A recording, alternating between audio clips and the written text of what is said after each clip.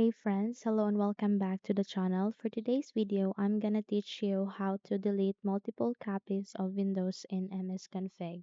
So let's dive in quickly to the process. First is you need to search run at the bottom search bar, type run,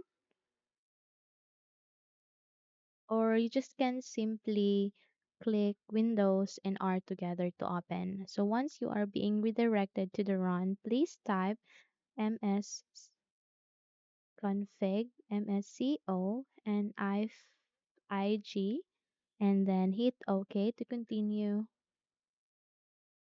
Okay, so once you are being redirected to the system configuration, you can see five options here. It has this general boot, services, startup, tools, and we are selecting boot to continue.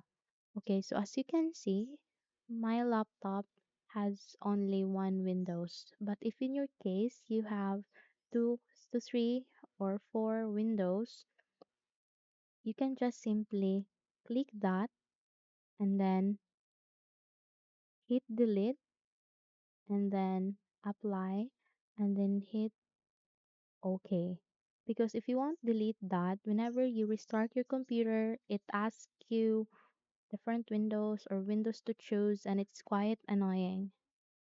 Okay, so once you are done, whenever you restart your computer, you will not see you will not see or choose second boots or third boots or operating systems or windows in your computer since you will be redirected to the mainstream or the main screen rather.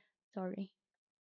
Okay, hopefully this video helps. If yes, don't forget to subscribe and hit the like button to be updated into our upcoming videos. Thank you for watching this video and have a nice day everyone.